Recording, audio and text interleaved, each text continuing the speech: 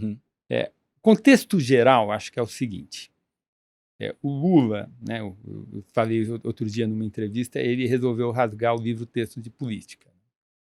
Ele, né, em geral, dizem que isso está, eu não tenho muita erudição, mas dizem que isso está no Maquiavel. Você começa fazendo as maldades, depois vai colhendo, né? Parece que é assim que funciona.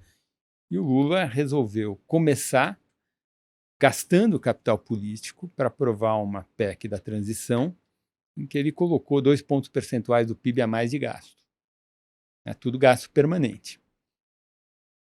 Tem toda lá uma discussão se a herança do Paulo Guedes é positiva ou negativa. Eu tenho uma visão mais benigna da herança, tanto econômica como fiscal, do Paulo Guedes, mas isso é um tema que a gente pode tratar. Trataremos. Mas, independente disso, o Lula, a primeira decisão dele foi agravar o problema fiscal. Eu acho que ele fez isso. Essa não é a minha análise, essa é a análise de um dos melhores analistas políticos que a gente tem, que é o Thomas Trauman. E o Thomas tem essa análise, acho que está certo, acho que ele está totalmente correto, que é Lula avaliou que a sociedade está muito rachada e que o Lula não tem espaço para ter perdas de popularidade no curto prazo. Então, a ideia é meio populismo, vamos fazer um certo populismo no início do governo, né?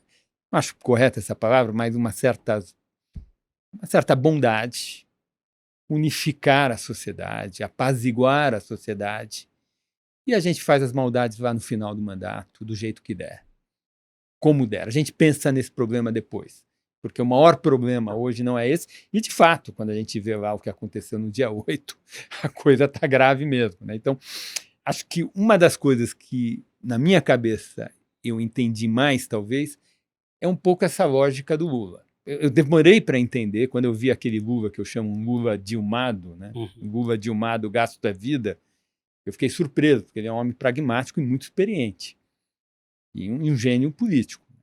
Então, eu tive dificuldade de entender as escolhas dele, e acho que foi por causa disso.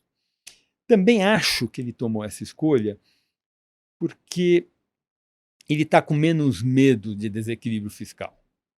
Acho que ele está errado. Eu sou um economista bem fiscalista, ortodoxo. Eu morro de medo do desequilíbrio fiscal, principalmente numa sociedade como a brasileira, com uma taxa de poupança tão boa, tão baixa e com tanta restrição de oferta. Baixa produtividade, restrição de oferta, estímulo de demanda com muita facilidade vira aceleração de inflação no Brasil. Eu tenho essa tese, meus colegas heterodoxos dizem que eu estou errado, mas eu acho que a gente está quase sempre próximo do pleno emprego e vai dando peteleco na demanda, a inflação volta. Mas independente, mas eu acho que o Lula perdeu esse medo em função muito do que alguns economistas, o mais vocal dele é o André Lara Rezende, economistas com muita respeitabilidade, com muitas credenciais e que têm defendido uma posição mais frouxa com relação à política fiscal. E eu acho que a própria interpretação que o Lula faz da experiência da frouxidão fiscal durante a epidemia. A gente teve uma certa frouxidão fiscal na epidemia e terminamos com uma dívida menor do que entramos, então parece que esses ortodoxos são exagerados mesmo, que pode gastar. Então acho que o cálculo político associado a essa percepção econômica fez com que Lula tomasse essa decisão.